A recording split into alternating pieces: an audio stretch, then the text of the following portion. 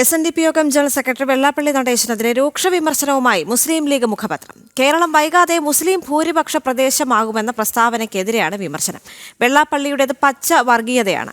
കേരളം ആരുടെയും തറവാട്ട് സ്വത്തല്ലെന്നും വിമർശനമുണ്ട്. PC ജോർജിനെതിരെയും ചന്ദ്രികയിലെ മുഖപ്രസംഗത്തിൽ വിമർശനം.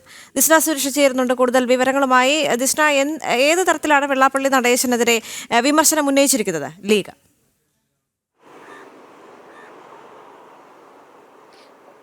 ദേവിക, തീർച്ചയായും വെള്ളാപ്പള്ളി നടേശന്റെ പ്രസ്താവനയ്ക്കെതിരെയാണ് ഇത്തരത്തിൽ മുഖപത്രത്തിൽ ഇത്തരത്തിലൊരു എഡിറ്റോറിയൽ പേജിൽ തന്നെ ചന്ദ്രിക എഴുതിയിരിക്കുന്നത്. അതിൽ പ്രധാനമായും പറഞ്ഞിരിക്കുന്നത് കേരളം വൈകാതെ മുസ്ലിം ഭൂരിപക്ഷമാകുമെന്ന പ്രസ്താവനയാണ് അദ്ദേഹം നടത്തിയത്. ഈ പ്രസ്താവനയ്ക്കെതിരെയാണ് വലിയ രീതിയിൽ ഇത്തരത്തിലൊരു രൂക്ഷ വിമർശനം ഉണ്ടായിരിക്കുന്നത്. അതിൽ പറയുന്നത് പ്രധാനമായും വെള്ളാപ്പള്ളി പച്ച വർഗീയത ഉണ്ടാക്കുന്നു എന്നൊരു കാര്യമാണ് പറയുന്നത്. അത്തരത്തിൽ വർഗീയപരമായി, അതായത് ആളുകളെ തമ്മിൽ അടുപ്പിക്കുവാനുള്ള രീതിയിലാണ് ഇത്തരത്തിലുള്ള പരാമർശങ്ങൾ നടത്തുന്നത് എന്നൊരു കാര്യമാണ് ഈ മുഖപത്രം തുറന്നെഴുതിയിരിക്കുന്നത്. കൂടാതെ ഈ വർഗീയ പരാമർശങ്ങൾക്കൊന്നും സർക്കാർ യാതൊരു തരത്തിലുള്ള നടപടി എടുക്കുന്നില്ല എന്നും ഈ മുഖപത്രത്തിൽ ചൂണ്ടിക്കാട്ടുന്നു. അതോടൊപ്പം തന്നെ PC ജോർജിനെയും രൂക്ഷമായി വിമർശിച്ചുകൊണ്ടാണ് ചന്ദ്രികയുടെ മുഖപത്രം ഇന്ന് പുറത്തിറക്കിയിരിക്കുന്നത്. അതിൽ PC ജോർജിനെ പറഞ്ഞിരിക്കുന്നത് പൂഞ്ഞാറിലെ വാപ്പോയ കോടാലിയാണ് PC ജോർജ് എന്നൊരു പരാമർശവും ഈ ചന്ദ്രിക മുഖപത്രത്തിലുണ്ട്. എന്തായാലും ഇന്ന് ഈ വിഷയവുമായി ബന്ധപ്പെട്ട് മുഹമ്മദ് റിയാസിനോടടക്കം പ്രതികരണം ചോദിച്ചപ്പോൾ ആ വിഷയം പഠിച്ചതിന് ശേഷം പറയാം എന്നൊരു മറുപടിയാണ്